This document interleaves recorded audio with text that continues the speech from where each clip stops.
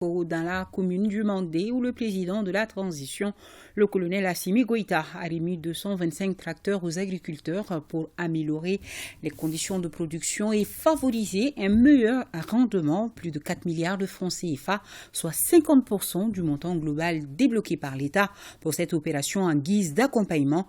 Oui, pour le colonel Assimi Goïta, cette aide vise l'autosuffisance alimentaire, c'est-à-dire permettre à tous les Maliens d'avoir à boire et à manger et à tout moment. Serra Bachili est notre envoyé spécial.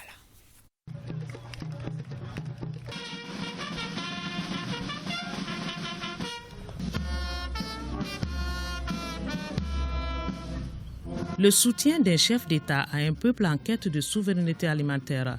Le colonel Assimi Goïta vient, dans le mandat fort de ses 25 villages, concrétiser la vision de modernisation de l'agriculture au Mali. Une voie déjà tracée, mais qui s'agrandit avec ses 225 nouveaux tracteurs. De quoi rassurer les producteurs pour bien démarrer la campagne agricole. Les tracteurs subventionnés vont contribuer énormément à augmenter la production et la productivité. Ces productions se feront autant pour les humains que pour les animaux, parce qu'avec le développement des cultures fourragères et un certain matériel attelé, nous pouvons aussi nourrir notre cheptel. Les producteurs agricoles du Mali tiennent aussi à remercier les deux sociétés, Toguna et Mali Tracteur, pour avoir fourni des tracteurs de bonne qualité, mais aussi pour la disponibilité des tracteurs neufs en toute période de l'année. Remise symbolique à 3 producteurs dont une femme, Mme Aïdara Oumousso de Djoro. Un geste qui garantit plusieurs années de production avec l'objectif de booster les rendements. L'État a déboursé plus de 4 milliards 108 millions de francs CFA, soit les 50% du montant de ces tracteurs. Les 50 autres seront assurés par les producteurs avec un préfinancement remboursable des banques. Le présent programme permettra de renforcer la mécanisation de notre agriculture et de susciter progressivement la mutation des exploitations agricoles familiales en entreprises agricoles orientées vers le marché où les surplus de production seront écoulés. Cette mutation reste un puissant moyen de lutte contre la pauvreté et le chômage dans le monde rural. Par ailleurs, les services après-vente y afférents, notamment ceux relatifs au dépannage et réparation de proximité des matériels dans les grands bassins de proximité et de production, constitue une haute opportunité d'emploi pour les jeunes ruraux.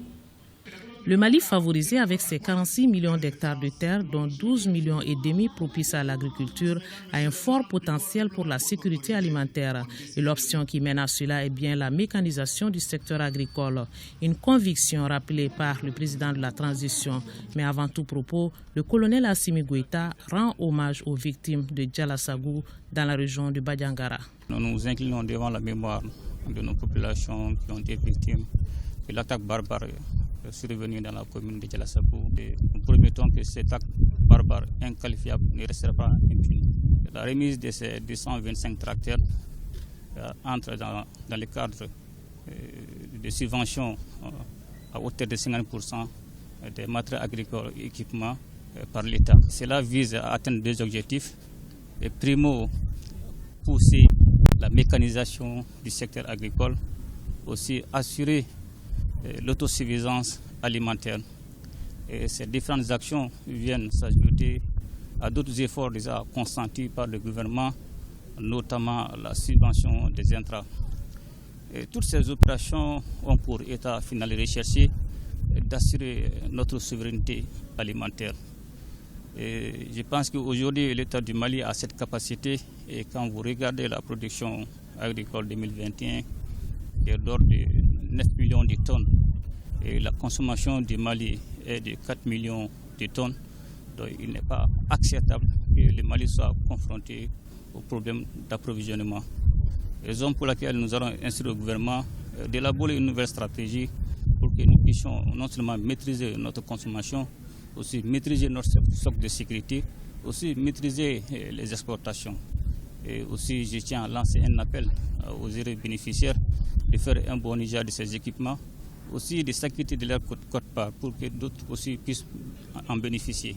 Ces producteurs qui pèsent dans l'économie d'un pays, l'autre aile de la croissance économique, l'agriculture est une réponse structurelle à la crise des produits de première consommation, notamment des céréales, et de mettre les populations à l'abri des soubresauts des marchés internationaux, surtout par ces temps qui courent.